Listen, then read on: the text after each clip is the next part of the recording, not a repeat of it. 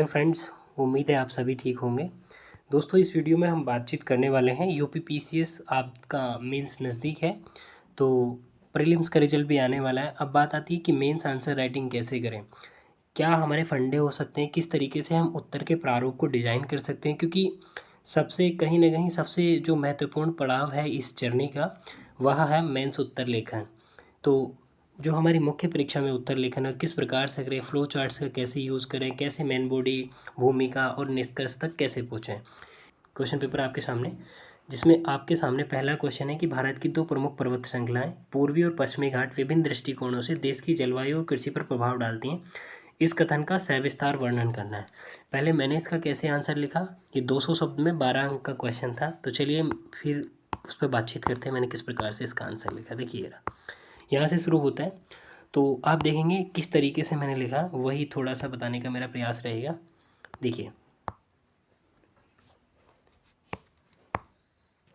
यहाँ पे आप देख पा रहे हैं कि भारतीय जलवायु के निर्धारण में, ठीक है, पर्वत श्रृंखलाएं जैविक उत्प्रेरक और सहायक की भांति कार्य करते हैं। मैंने जैविक उत्प्रेरक लिखा था, ये जो चेकिंग की गई कॉपी उन्होंने जैविक को काट दिया यहाँ से, तो यहाँ पे बना कि भारतीय जो पर्वत श्रृंखलाएं हैं वो उत्प्रेरक और सहायक की भांति कार्य करती हैं, परिणाम स्वरूप कृषि व्यवस्थाएं प्रभावित होती हैं। तो यहाँ पे मुझे रिव्यू जो मिला है, तो भूमिका अच्छी लिखी है मेरे द्वारा। उसके बाद देखिए आपको क्या करना है, जब आपको भूमिका लिखना है तो ऐसा करना है कि जो क्वेश्चन की डिमांड है उसका पूरा स्वरूप या सारा आपकी भूमिका में ओवरऑल मेरे हिसाब से आपका जो ये भूमिका होती है ना, इसमें आपका पूरा सार संग्रह इस भूमिका के माध्यम से दिखना चाहिए। ये इंपॉर्टेंट भी है फ्रेंड्स, ठीक है। इसके बाद अगर आप देखें तो ये देखिए आगे मैंने फिर पश्चिमी घाट को डिनोट करने की कोशिश की है, ठीक है, कि पश्चिमी घाट। अब देखिए पश्चिमी घाट आपके सामने, पश्चिमी घाट के बारे में जैसे मैंने लिखा है कि ये भारत के पश्चिमी क्षेत्र में महाराष्ट्र से लेकर केरल तट तक विस्तृत है। हालांकि ये गुजरात के तट से ही शुरू हो जाता है कहीं ना कहीं, ठीक है, और केरल तक विस्तृत है। ये जैव विविधता में संपन्न है। सहयात्री के नाम से हम लोग इसे जानते हैं, किस नाम से, सहयात्री के नाम से। तो ये वाला जो तट है, अगर आप देखें, मैं अगर भारत की बात करूँ, ये भारत है हमारा, तो ये वाला जो तट है ये पश्चिमी घाट है। जैव विविधता संपन्न इसलिए क्योंकि यहाँ पर जो पर्वता के अभिमुख ढाल है, यहाँ वर्षा बहुत ज़्यादा होती है, लेकिन इसके बैक साइड में जो है वृष्टि छाया प्रदेश है। तो इसको मैंने डिनोट किया, आप देख रहे हैं अच्छे से, ठीक है। इसको थोड़ा सा मैंने एक्सप्लेन किया क्योंकि ज़्यादा स्कोप हमारे पास होता नहीं है, इतना ही स्कोप होता है कि हम उसे ही, उसके बाद चित्रात्मक प्रस्तुति के माध्यम से पश्चिमी घाट को ये मैंने दिखा दिया, आप देख पा रहे हैं। और भारत का मैप बना के इधर, क्योंकि जो पूर्वी श्रृंखला है वो बीच बीच में नदियों को द्वारा काट दी गई है, तो काट छाट की वजह से टूटी हुई है पूर्वी घाटी श्रृंखला जो है, लेकिन ये लगातार है हमारी पश्चिमी घाट श्रृंखला। और अगर आपको थोड़ी कंपेयर भी करना तो आप दे सकते हैं कि जो पश्चिमी घाट की श्रृंखला है ये अपेक्षाकृत ऊंची है पूर्वी घाट की तुलना में, और लगातार है, लेकिन पूर्वी घाट बीच में से खंडों में टूटा हुआ है क्योंकि नदियों के द्वारा काट छाट दिया गया है, और साथ ही पश्चिमी घाट की तुलना में यह अपेक्षाकृत कम ऊंचा है। ये मेन पॉइंट्स हो सकते हैं जो आप यहाँ पे दिखा सकते हैं, ठीक है। इसके बाद आगे जैसे मैंने अभी आपको बताया कि वृष्टि छाया प्रदेश, देखिए यहाँ मैंने आपको वृष्टि छाया प्रदेश के बारे में भी दिखाया। ये अगर आप अच्छे से देखें तो ये वाला मैं एक बार आपको जूम करके अच्छे से मैं इसको दिखाने की कोशिश करता हूँ। देखिए ये वाला जो भाग है ना, ये वृष्टि छाया प्रदेश है, यहाँ वर्षा बहुत कम होती है, ठीक है फ्रेंड्स। चलिए अब आगे बातचीत करेंगे हम, ठीक है। चलिए आगे चलते हैं। देखिए मेरा जो रिमार्क दिया गया है कि चित्रात्मक प्रस्तुति के साथ विश्लेषण का प्रयास अच्छा है, ठीक है। उसके बाद मैंने थोड़ा सा, आप देखेंगे यहाँ पे मेरे द्वारा जो पूर्वी घाट जो है उसको कहीं ना कहीं थोड़ा सा डिस्क्राइब किया गया, क्योंकि बहुत कम डिस्क्राइब करना है, आखिर आपको वर्ड लिमिट का भी ध्यान में रखना है, ठीक है। उड़ीसा, आंध्र प्रदेश, तमिलनाडु क्षेत्र में स्थित है, ये बीच बीच में नदियों के द्वारा टूटी हुई है। ये आपको पता चल गया क्यों टूटी हुई, मैंने बता दिया, क्योंकि नदियाँ जो बहाकर आती हैं वो इनका जो है ना मुहाना है यहाँ पे नदियों का। जैसे कृष्णा हो गई, गोदावरी होगी आपकी, ठीक है, कृष्णा, गोदावरी और कावेरी, इनका जो है यहाँ पे क्या है, बेसिन है, ओके, क्योंकि ये समुद्र में मिलती हैं, बे ऑफ बंगाल में जाकर जब गिरती हैं, ठीक है। आप देखेंगे प्रभाव, हम बातचीत करेंगे प्रभाव क्या है आखिर। तो प्रभाव पे देखिए जलवायु प्रभाव कैसे, पश्चिमी घाट का अगर मैं प्रभाव देखूं तो अधिक ऊंचाई के कारण दक्षिण पश्चिम मानसून की शाखा भारत के दक्षिणी राज्यों में प्रवेश नहीं कर पाती, जिसके कारण में वर्षा, तो दक्षिणी राज्य जो, अगर मैं थोड़ा सा एक्सप्लेन करूँ एक बार फिर से, देखिए इस तरीके से, तो ये हमारा इक्वेटर हो गया, तो यहाँ से जो मानसूनी पवनें उठेंगी इस तरीके से, ठीक है, दक्षिण पश्चिम मानसूनी पवनें, तो यहाँ हमारी कौन सी है, यहाँ हमारी है पश्चिमी घाट श्रृंखला है, पर्वत ऊंचे ऊंचे, तो इधर से ये बीच में यहाँ पे एंटर नहीं कर पाएंगे, ठीक है। और जब ये एंटर नहीं कर पाएंगे तो इस वाले क्षेत्र में जो है आपका वर्षा नहीं होगी, तो ये यहाँ से जाके प्रवेश करेंगे फिर तब भारत में वर्षा होगी। तो इसलिए भारत के उत्तरी राज्यों में वर्षा में सहायक होती हैं ये वाली, ठीक है, इनको हम मेन भूमिका में कह सकते हैं। वहीं आप देखेंगे लेकिन इधर से टूटी हुई हैं तो अंदर से प्रवेश कर जाती हैं पूर्वी घाट से होकर जो पवनें होती हैं, राइट। और वृष्टि छाया क्षेत्र बन जाता है। तो वृष्टि छाया क्षेत्र कहाँ बनेगा, थोड़ा सा मैं आपको दिखाऊं वृष्टि छाया क्षेत्र कहाँ बनेगा। तो ये जो हमारा होगा ना, ये अपना ये वाला क्षेत्र इसके घाट के पीछे वाला, तो ये हुआ वृष्टि छाया क्षेत्र, ठीक है। वहीं थोड़ा सा देखिए, अब मैंने पूर्वी घाट पर भी इधर बातचीत की है, तो पूर्वी घाट के लौटते हुए मानसूनी पवनों को इन घाटों में, जब मानसून पवनें लौट रही होंगी तो ऐसे बे ऑफ बंगाल से इधर से प्रवेश करेंगी, ठीक है। और जब प्रवेश करेंगी तो सीधी सी बात है वहाँ पे वर्षा करेंगे। जैसे एक बार मैं आपको, ठीक है, एक बार दिखाता हूँ फिर से मैं बना के, ये हो गया हमारा।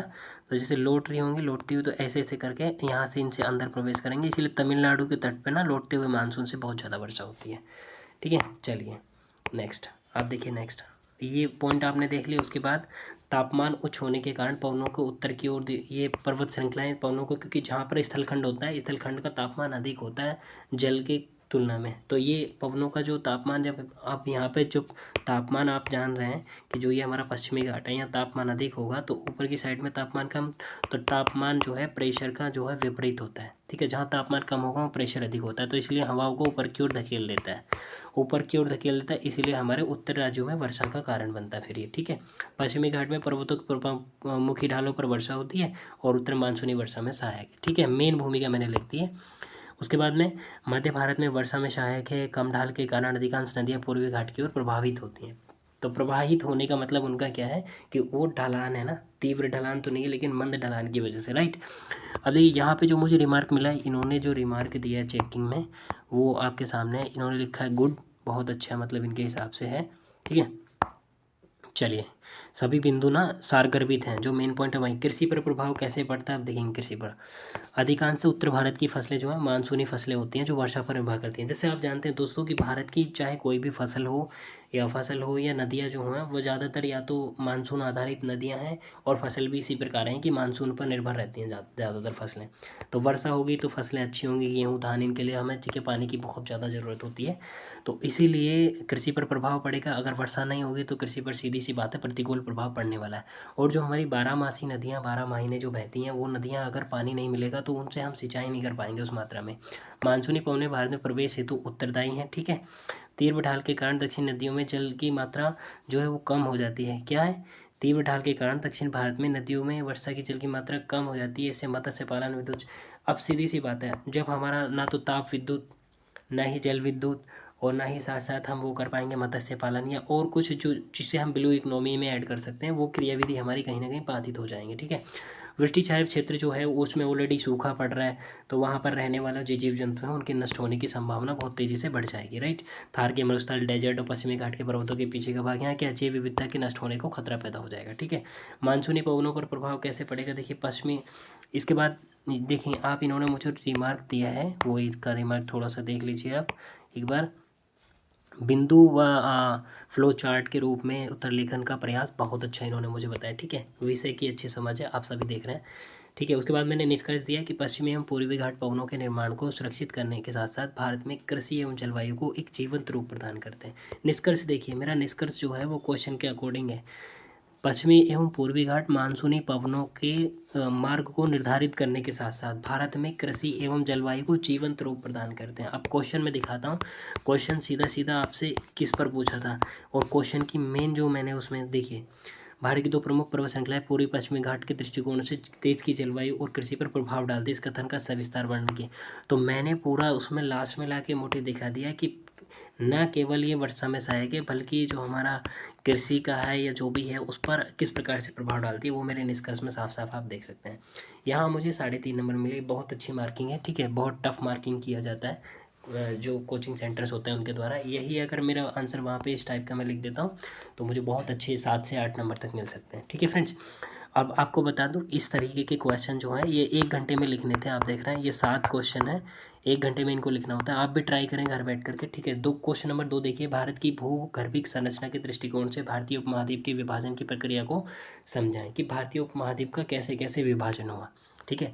और भूमि की गठन की संरचना से समझाना है इसको। अब देखिए मैंने किससे लिखा है इसको, उत्तर संख्या 2, भारत में अनेक प्रकार की शैलों से मिलकर, देखिए भारत में अनेक प्रकार की शैलों से मिलकर बना भारत, जो इसके भौगोलिक स्वरूप के निर्धारण के साथ साथ उसमें उपस्थित संगठनों पर भी प्रभाव डालती है। देखिए मैंने सारगर्भित लिखा है, इसीलिए गुड भूमिका सटीक है, मतलब क्यों जो हम लिखने जा रहे हैं पॉइंट टू पॉइंट बात करें, इधर उधर की बात ना करें और पॉइंट टू पॉइंट लिखने की ही कोशिश करें और डायग्राम बनाएं, चित्रात्मक प्रस्तुति करें। बहुत अच्छा है कि भारत गोंडवाना का मुख्य भाग है जो पेंचे से पृथक होने के परिणाम स्वरूप सामने आया था। ठीक है, आप देख रहे हैं उसके बाद जो मैंने ये आप देख रहे हैं ये डायग्राम जो दिया, ये मार्किंग है, ये प्लस मार्किंग है आपके लिए एग्जामिन। ठीक है, चित्रात्मक अच्छा रूप से विश्लेषण, देखिए आप रिमार्क भी आपके सामने है मेरे जो मुझे मिला है, राइट।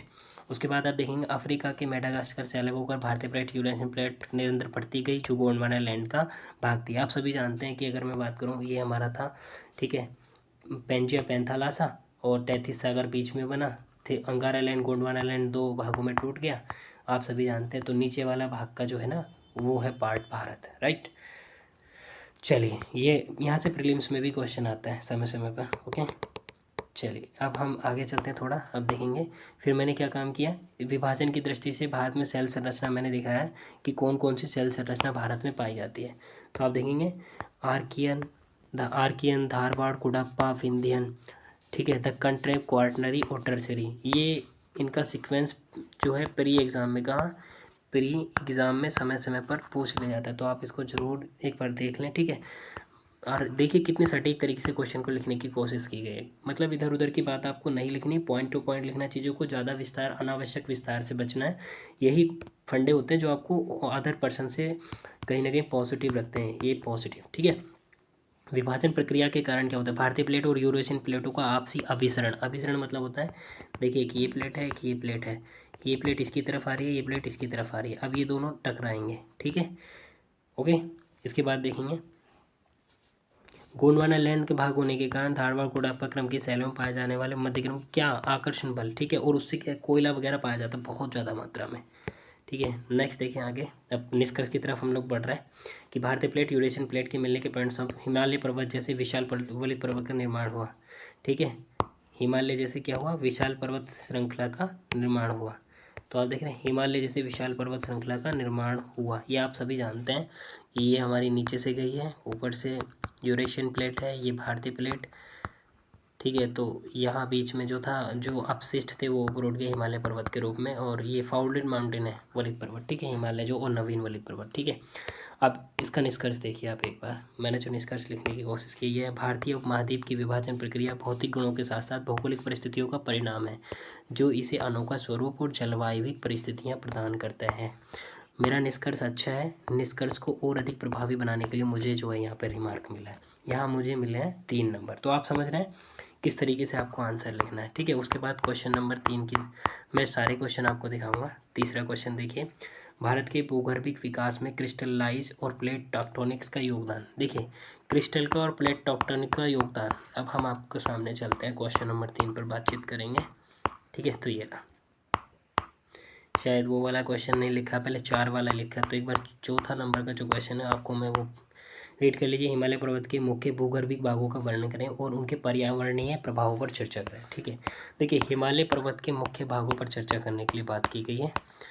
तो चलिए फ्रेंड्स, ये क्वेश्चन आपके सामने आ चुका है। देखिए उत्तर संख्या 4 हिमालय पर्वत, तो हिमालय पर्वत को पहले निष्कर्ष देना है। हिमालय पर्वत दुनिया की सबसे ऊंचा वलित पर्वत है जिसका निर्माण भारतीय प्लेट एवं यूरेशियन प्लेट के अभिसरण के फलस्वरूप हुआ है, ठीक है।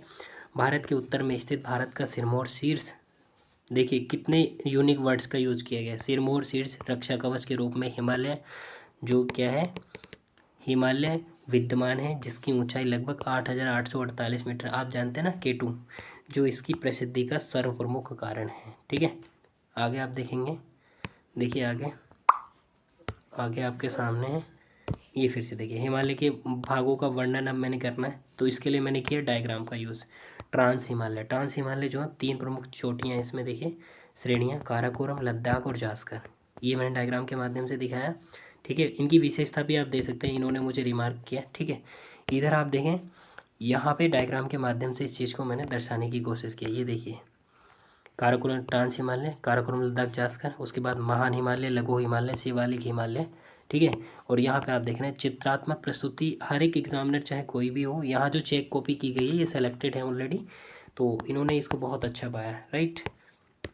अब थोड़ा थोड़ा एक्सप्लेन कर दीजिए ग्रेट हिमालय पर्वत, ठीक है। दी मैंने ये ट्रांस हिमालय के दक्षिण में स्थित है हीरा, ठीक है, जम्मू कश्मीर से आरंभ होकर और पूर्व तक विस्तृत है, पूर्व मतलब अरुणाचल प्रदेश के इधर तक, ठीक है। अब आगे चलेंगे, आप देखेंगे थोड़ा सा मैंने चोटियों को एक्सप्लेन किया, महान हिमालय की चोटी किस प्रकार से है।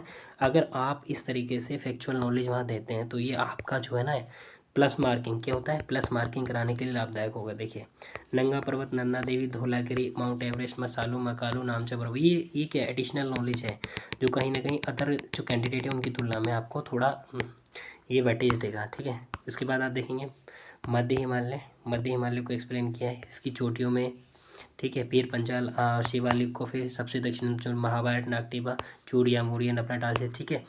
अब देखिए पर्यावरण पर कैसे प्रभाव पड़ता है, क्योंकि आप लोगों को थोड़ा सा ना चीज़ों का लिखते टाइम ना ये भी मेंशन करना है कि आप जो लिख रहे हैं ना उसका वेटेज ठीक होना चाहिए, जितना वर्ड लिमिट है उसको भी ध्यान में रखना है। तो अपने हिसाब से जो क्वेश्चन है मेरे, अगर मैं आपको बताऊं तो सबसे पहले जो आपका क्वेश्चन है ना उसको 3 राउंड फिगर में तोड़िए, ठीक है। सबसे पहले भूमिका, उसके बाद मेन बॉडी और उसके बाद निष्कर्ष। भूमिका के लिए आप 20 वर्ड रख लीजिए और 20 वर्ड आप निष्कर्ष के लिए लिखें, और बाकी 20 और 20 40 हो गए, और 200 में से आपके 160 शब्द बचते हैं, ये आपके होंगे मेन बॉडी के लिए। अब मेन बॉडी में भी आपके क्वेश्चन के अकॉर्डिंग आपको डिवाइड करना, मान लीजिए उसमें 2 बातें पूछ ली हैं, जैसे इसमें हिमालय का विभाजन आपको दिखाना था और साथ में पर्यावरण पर प्रभाव। तो यहाँ पर अगर मैं इसको 2 भागों में डिवाइड करूँ, ठीक है, तो आप देखेंगे जैसे अगर मैं आपको थोड़ा सा कर करके दिखाता हूँ, एक बार रुकिए ज़रा। तो 2 भागों में आपको डिवाइड करना है, राइट। 2 भागों में जैसे आप डिवाइड कर लेंगे तो पर्यावरण पर प्रभाव और एक तरफ होगा आपका हिमालय, तो दोनों को बराबर बराबर वेटेज दीजिए। दैट मीन्स 120 है ना आपका, तो आप कर लीजिए इनको 70 कर लीजिए, ठीक है। तो ये आपका एकदम फिक्स हो जाएगा, ठीक है। ये आपको करना ज़रूरी होता है। यहाँ देखिए अन्य बिंदु, जैव विविधता इत्यादि को यहाँ पे मेंशन करना था, CO2 का अवशोषण, तापमान संतुलन, क्योंकि जो भी चेक करते हैं ना वो थोड़ा रिमार्क और अपने हिसाब से जो बेहतर पॉइंट होते हैं उनको बताते हैं। आगे देखिए हिमालय भारत का प्राकृतिक रक्षक और मानसूनी वर्षा के सहायक की भांति कार्य करता है, ठीक है। बेहतर बनाए इनपुट रक्षा प्रदान का, हालांकि मुझे भी लगता है थोड़ा और बेहतर बनाया जा सकता था, लेकिन 1 घंटे में लिखना होता है चीज़ों को, वहाँ जो चीज़ें जल्दी से याद आ जाएँ बस आप वही लिख पाते हैं, ठीक है। उसके बाद जो नेक्स्ट क्वेश्चन था वो दर्रों से रिलेटेड था, ठीक है, कि दर्रे से आप क्या समझते हैं और इनका मुख्य योगदान बताना था किस प्रकार से आप देखते हैं। देखिए दर्रे प्राकृतिक रूप से पाए जाने वाले वे संकरे मार्ग होते हैं जो 2 पर्वतों पहाड़ियों के मध्य आवागमन मतलब आने जाने, युद्ध, आवास और प्रवास में मुख्य भूमिका निभाते हैं। बहुत अच्छा मैंने लिखा है ये निष्कर्ष, ठीक है। एंड टाइम पे याद आ गया तो अच्छी बात है, नहीं तो आप वहाँ पे अपनी डेफिनेशन सिंपल डेफिनेशन बना दीजिए एकदम, ठीक है। उसके बाद जो महत्वपूर्ण दर्रे हैं मैंने उनको दिखाने का कोशिश किया, आप भी देख सकते हैं। देखिए जम्मू कश्मीर में कौन कौन से हैं, काराकोरम दर्रा मैंने अलग से भी दिखाया, ठीक है। हिमाचल में रोहतांग दर्रा, सिपकिला दर्रा, उत्तराखंड में माना, नितिला, लिपुलेख, और सिक्किम में जलेबला, ठीक है। अरुणाचल प्रदेश में बॉमडिला, प्रमुख नदियों का क्षेत्र, ठीक है, थालघाट, बोरघाट, पालघाट। तो ये आप दर्शा सकते हैं, ठीक है। ये एडिशनल पॉइंट हो गए जो कहीं ना कहीं आपको वेटेज दिलाएंगे अदर स्टूडेंट की तुलना में। आगे देखेंगे जलवायु पर प्रभाव कैसे पड़ता है। दर्रे आवागमन की श्रेणी में मानसूनी पवनों के लिए एक मार्ग प्रदान करते हैं, जिसमें जो हवाएं हैं ना वो प्रवेश कर वर्षा करती हैं, और मौसम की अपेक्षाकृत क्या है, जहाँ पर दर्रे होते हैं ना वहाँ पर उन्हें क्या करती हैं, मौसम को आसान बना देती हैं, सुहावना। दर्रों की विशेषता बताते हुए एग्ज़ाम भी मतलब इन्होंने बोला है कि एग्जाम्पल भी शामिल करें, तो वो करने की कोशिश करेंगे आगे, ठीक है। कृषि पर प्रभाव कैसे पड़ता है, देखिए अब कृषि पर प्रभाव ये आपके सामने ये रहा। दर्रे कृषि पर प्रभाव डालते हैं, जलवायु परिस्थितियाँ बदल देते हैं, वर्षा होगी तो सीधी सी बातें बदल जाएंगी, राइट। फसलों में व्यापार, ठीक है, फसलों में अगर मान लो फसल उत्पादन अच्छा हो गया, अब हमें उसका व्यापार करना है, ठीक है, उसके लिए अवसंरचना जो आप कहते हैं ना इंफ्रास्ट्रक्चर डेवलपमेंट, तो इंफ्रास्ट्रक्चर प्रदान करते हैं ये आने जाने के लिए, सिंचाई है तो बेहतर मार्ग भी प्रदान करते हैं, ठीक है। वाणिज्यिक गतिविधियों पर प्रभाव, देखिए हर एक मेंशन जो क्वेश्चन में वर्ड है ना स्पेशल उनको हर एक को मेंशन करना है आपने, ठीक है। क्या है, दर्रे गतिविधियों के आधार की भूमिका कार्य करते हैं, ठीक है, आप देख रहे हैं। और आप देखिए इस क्वेश्चन पे मुझे अब तक का सबसे ज़्यादा मार्क्स दिया है, ठीक है, क्योंकि देखो निष्कर्ष भी अगर आप देखें थोड़ा सा, दर्रे व्यापार एवं वाणिज्य के वे आधार बिंदु हैं जिसे देश की प्रगति के मार्ग के साथ साथ देश की सामरिक सुरक्षा के मार्ग सुनिश्चित होते हैं, ठीक है। निष्कर्ष गुड, बहुत अच्छा, आप देख रहे हैं ना 4 नंबर मुझे दिया गया है, ठीक है। इसके बाद आप देख नेक्स्ट क्वेश्चन बात करें, नेक्स्ट क्वेश्चन, अभी 6 नंबर एक बार क्वेश्चन देख लेते हैं कि 6 नंबर क्वेश्चन कौन सा है। ठीक है, थोड़ा सा ऐसे चीज़ों को स्किप नहीं करना है मैं, मुझे थोड़ा आपको सारे दिखाना है एक बार। ठीक है, चलिए ये रहा 6 नंबर क्वेश्चन। देखिए 6 नंबर ये है, प्रायद्वीप पठार भारत के सबसे पुराने और स्थिर भूभागों में से एक है। प्रायद्वीप पठार के फैलाव और इसके विभिन्न स्थलाकृतिक रूपों पर चर्चा करनी है। ठीक है, चलिए अब हम चलते हैं आपको इस क्वेश्चन पर लेकर के। तो ये क्वेश्चन होगा हमारा। ठीक है, ये आ गया। प्रायद्वीप उन भागों को कहा जाता है जो जल से 3 ओर से घिरे होते हैं। अब देखिए कितना अच्छा मैंने इसको लिखा है, आप देखेंगे थोड़ा सा, देखिए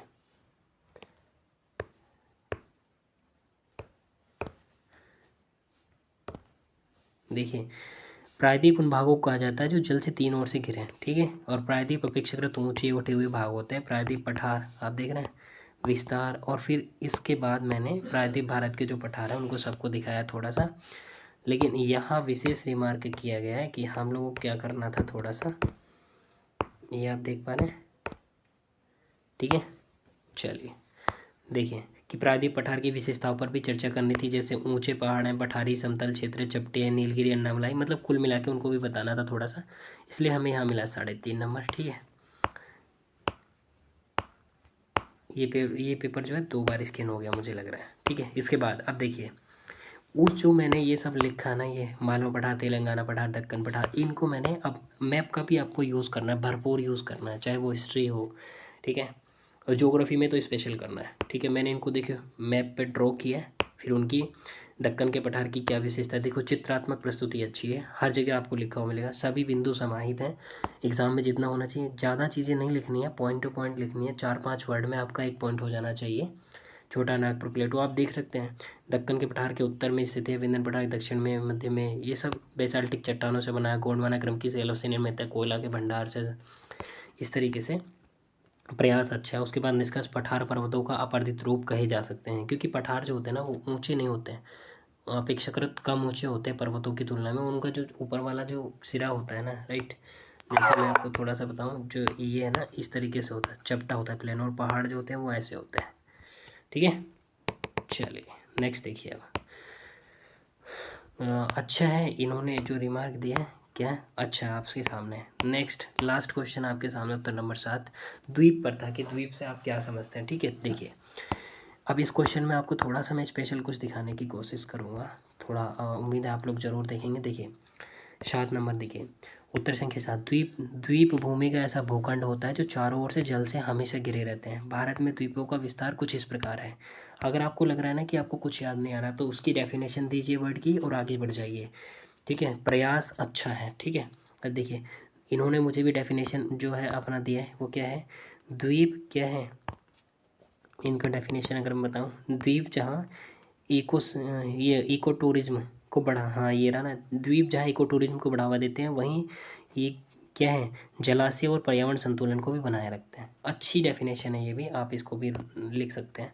ठीक है, इसके बाद आप देखिए मैंने जो भारत का मैप के माध्यम से अब इम्पोर्टेंट द्वीप जो भी हैं उनको दिखाने की कोशिश की, जैसे सालसेट द्वीप मुंबई, ठीक है, लक्षद्वीप, मिनिकॉय द्वीप, पंबन द्वीप, ठीक है, भारत श्रीलंका के बीच में, निकोबार द्वीप, 10 डिग्री, अंडमान द्वीप, व्हीलर द्वीप जहाँ से हम लोग परीक्षण करते हैं। ठीक है, इसरो हमारा लगातार परीक्षण करता है।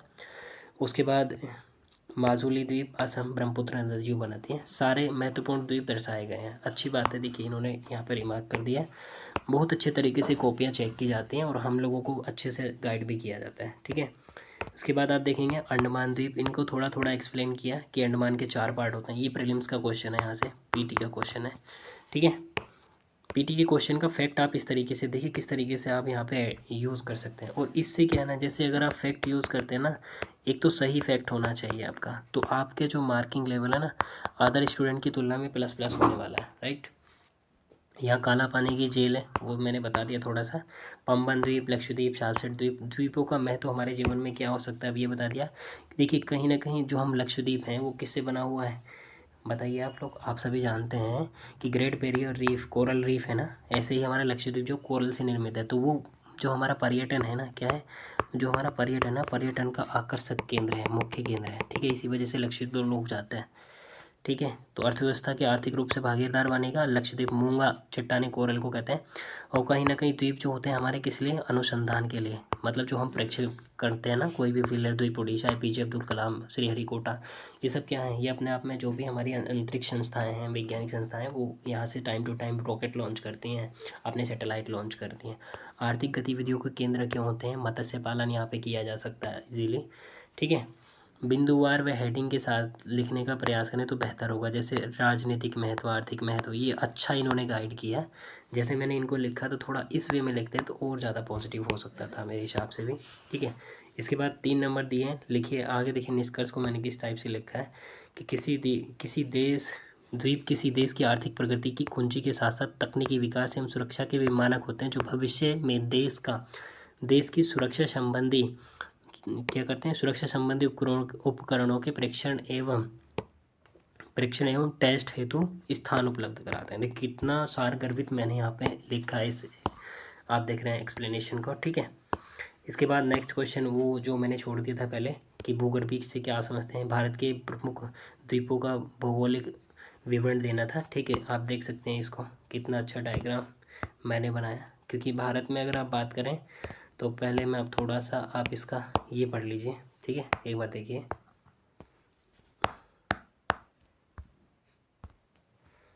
चलिए देखिए आप इसको देखिए। अब आपके सामने ये रहा, भूगर्भिक विकास से तात्पर्य भौतिक क्रियाओं से है जो भूमि के अंदर संपन्न होती हैं, जिससे परिणाम स्वरूप प्लेटों में हलचल पैदा होती है। उसके बाद मैंने आपको दी भारत के भूगर्भिक भागों में आप देखेंगे पर्वत भी हैं, पठार भी हैं, पहाड़ मैदान, और अंदर वाली चट्टानों का भी आप इसमें देंगे। आगे चल के आप देखेंगे क्वेश्चन में पर्वत क्या होते हैं। ठीक है। उसके बाद प्लेटों का मैंने थोड़ा सा विवरण दिया था मेरे अनुसार। प्लेट, ठीक है, यूरेशियन प्लेट, भारतीय प्लेट, उनकी गति दर्शाई थी डायग्राम के माध्यम से, उनको थोड़ा थोड़ा एक्सप्लेन किया। क्योंकि वर्ड लिमिट भी स्पेशल ध्यान में रखना। विश्लेषणात्मक रूप से भी प्रस्तुत करें, मतलब नेगेटिव और पॉजिटिव एस्पेक्ट दोनों लिखने होते हैं विश्लेषण में। ठीक है। निष्कर्ष जो है इन्होंने मुझे ठीक बताया, मैदान, पर्वत, पहाड़ और पठार भूगर्भिक क्रियाओं और बाह्य कारकों का परिणाम है। भारत के भौगोलिक स्वरूप निर्धारण में इनकी अहम भूमिका होती है। देख रहे हैं, अच्छा निष्कर्ष लिखा है, निष्कर्ष ठीक है। तो ये था जो मेरा टेस्ट नंबर कितना था, मैंने आपके सामने जो दिखाने की कोशिश की। ठीक है। देखिए ये टेस्ट नंबर था, टेस्ट नंबर 23। ठीक है। टेस्ट नंबर 23 कैसा लगा आपको? इस तरीके से आप लिखने का प्रयास करें। मैंने पूरी कॉपी दिखाई है आपको। ठीक है। और आगे की कॉपी जब जब आप कहेंगे मैं आपको बीच बीच में किसी भी सब्जेक्ट की दिखाता रहूँगा, जैसे लिखता रहता हूँ। तो ये आप छोटा सा मेरा प्रयास मैंने जो बताने की कोशिश, तो इसलिए रिजल्ट तब भी आएगा, वेट मत करिए, आप मेंस लिखना शुरू करिए। ठीक है। तो उम्मीद है आपको वीडियो पसंद आया होगा। चलिए मिलते हैं नेक्स्ट वीडियो में, तब तक के लिए चैनल को जरूर सब्सक्राइब करें। Thank you so much. Take care, अपना ख्याल रखें।